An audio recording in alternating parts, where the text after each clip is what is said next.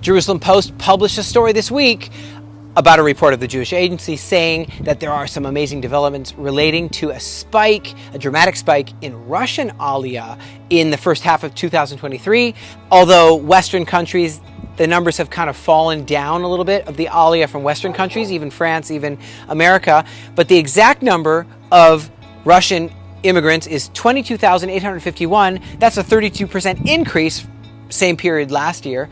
Total, though, 31,000 of immigrants in total up till now, which is still less than the same period last year, but it's still high. We're still in a wave. We're in the middle of a wave, and the ongoing war between Russia and Ukraine, which has led to a sharp deterioration in well-being for people that just can't live there anymore in the same way they used to. And they want to make a different life for themselves.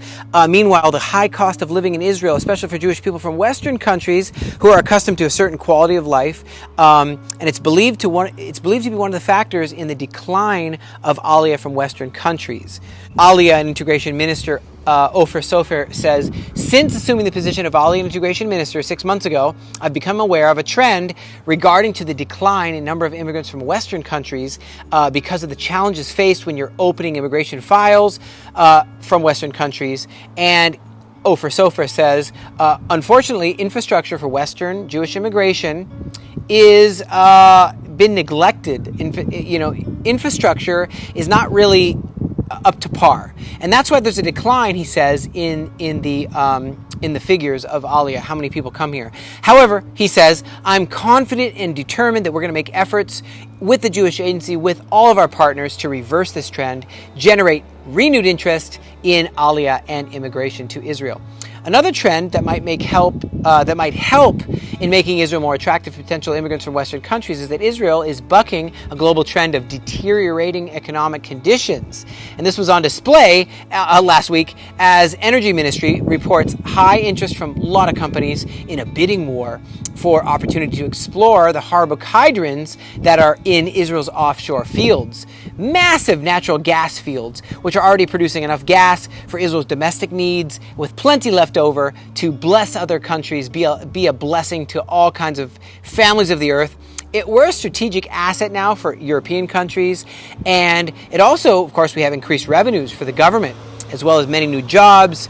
This industry is really starting to change the face of Israel. Geologists believe that there could be a lot more natural gas and possibly even oil reserves beneath the seabed, and there could be a whole economic future for Israel, and companies are eager to try to find this out.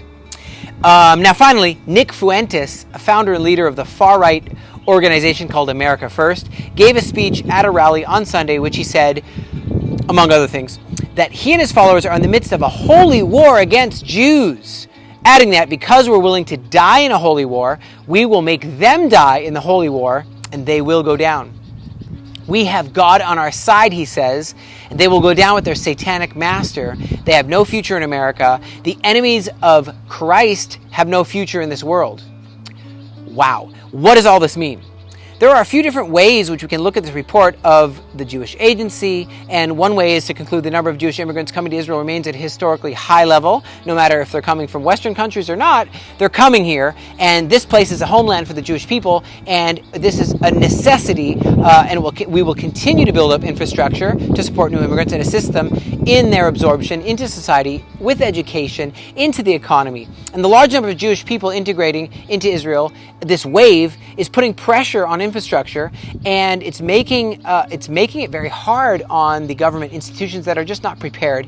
And in a few years from now, it's going to be even worse. We're going to have to up things. We're going to have to change things. We're going to have to increase infrastructure, housing, beds, programs, workers. We're going to have to increase all this. And we want to encourage also people from Western countries. And the rising chorus of anti-Semitic voices is a factor here, motivating more Jewish people to make Aliyah as time goes by. They're going to see that this is the homeland. And the Aliyah Return Center is a small but important part of the infrastructure assisting Jewish people to start their new life in their ancestral homeland. And our facilities here in Galilee are here to assist the new immigrants, teach them Hebrew, language skill, job training, scholarships for higher learning, much more, food, clothing, shelter.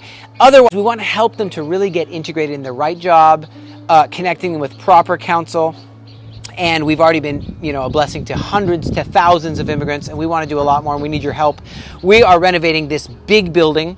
We call it the Lighthouse. It's a hub. It's a headquarters of all. It's a consolidation center for all of our work and our expanding work. And would you pray for us? Would you consider partnering with us financially? Stand with us. It's the time. Let's do this. God bless you from the Galilee. That's this week, Aliyah News. Thank you so much for joining us. We look forward to keeping you posted as to the latest developments that relate to Aliyah and return and restoration. God bless you from the land of Israel.